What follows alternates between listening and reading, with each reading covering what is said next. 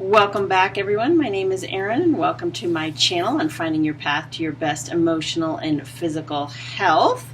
Don't be afraid to subscribe and get notification of all upcoming videos as they come out on an almost daily basis. And also don't forget to click on the link below to download my 5 free videos on finding your path to your best emotional and physical health.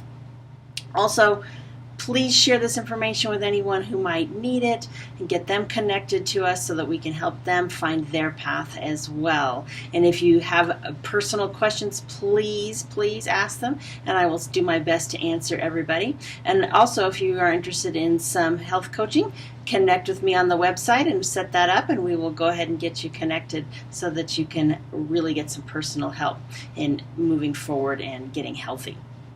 So today's topic is going to be a quick one just to kind of give everybody a little bit of a background as we kind of move forward in this series on cognitive decline and monitoring for that as we age.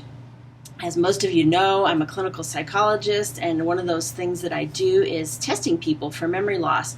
And so while I am not a direct researcher right now, I really sometimes would love to be, because I love to read research and I really kind of look at what the cutting edge of some of the science is for cognitive decline. And I do a lot of testing, so I have a lot of clinical experience of how that looks when people are presenting in the office with cognitive decline and cognitive issues and how that may change over time. So I just want to kind of give a brief overview on some of the labels you might see for cognitive decline and how that kind of looks when it presents. And I've seen it across lots of different ages, but it's more common in your 50s and 60s, which kind of goes back to what I was talking about in an earlier video, where we need to really start watching for our cognitive decline as early as like in our 40s, so that we can really make changes in our overall health and kind of manage those. And so there's really kind of, we label them, and I hate the labels, but we have to categorize them somehow, with 3 different stages basically of cognitive decline. The first one is the subjective cognitive decline, which is when the patient really starts noticing changes in their thinking, okay? And for me, I noticed this in my early 40s. A lot of people have been noticing that in their 40s and 50s. They see this kind of change in the way they think, okay? And then when they're testing, the reason it's called subjective is because when the actual testing is done, the patient doesn't show up as really below the average, but they can definitely tell that maybe their performance has changed. And since we typically don't go around doing neuropsychological screenings, nobody really has a baseline. So this is quite often their very first baseline, is when they're noticing that they can't remember things that they used to. And this is real common, and these are the things that you're going to hear people say, that they go into a room, can't remember what they went in there for. Who's done that before? Almost everybody has, right? A lot of times they're going to say, I can't recall people's names that I haven't seen in a long while, and I'll run into them and I'll know their name, but it's not easily recalled. They quite often will say they have memory issues, but the reason I kind of don't really like to call them memory issues, because there's typically not true memory issues, and we'll kind of get into that a little bit later. So that's some of the things that they kind of see. They are often distractible, right? Really distracted by all kinds of things.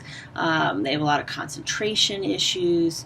They feel like they can't focus maybe on their work, or they forget that they've done something. Sometimes that will happen. They're typically not yet getting lost or any of those things, and they can remember how to do basic things. That's not an issue. But they just really are not as focused on what they are doing in their everyday life, and there's a couple of reasons for that. In general, as we age, it gets harder and harder to shift our focus as we need to, because a lot of times we're kind of worried about what's going on in our internal dialogue, and we're kind of concentrating on that kind of stuff. And then it's harder to focus on the real world. And we're going to kind of get into that as we go into how to kind of monitor and manage our cognitive health as we kind of go along. So that's the very first stage, okay? And most people will go through that. And like I said, it's not necessarily outside the normal aging, but it's definitely different than the norm for most people. So they recognize that. So they might get a little bit worried. Some people are just like, nah, this is regular aging. I'm good. I don't think it's different than anybody else. And while that might be true, for some people, they are much more concerned, especially if they've had a parent that has had dementia or Alzheimer's or something like that, and they might actually start to be worried about moving towards that. But there isn't a lot of research that suggests that people with subjective cognitive decline are for sure going to move to the next stage or even the last stage of dementia or something like that. So, because there's all kinds of reasons why you might experience some cognitive decline. So the next stage is what we call mild cognitive impairment. And mild cognitive impairment, it can be actually stable for years and years and years and may or may not progress depending on the cause. So it doesn't always progress to a dementia or something like that.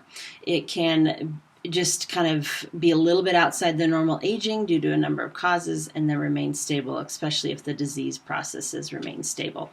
So when we're doing kind of neuropsychological testing, we're testing on basically 5 domains in order to kind of get a baseline. So the first one is the attention domain, which is the kind of the underlying of all the other domains, because if you have difficulty attending to the environment, you may have additional issues with memory or focusing long enough to do recall or language issues, visual spatial issues, and then executive function issues. So kind of attention and our ability to attend to the environment is kind of the basis of all the rest of the neuropsychological functions. And they kind of work basically for the base of the brain up. So attention is kind of a more centralized function of the brain. So without getting into too many details. So when you have mild cognitive impairment, you have usually maybe a mild impairment in one of those domains. And it could be due to a number of causes, because you can have mild cognitive impairment either due to a degenerative process, head injury, metabolic process, all kinds of things. And as we start to look at this stuff, we'll kind of get into the causes and prevention overall. If you've had a head injury, that might be a little bit more permanent, especially if there wasn't a lot of healing or helping done in the early stages to kind of improve that functioning as people are healing from a head injury.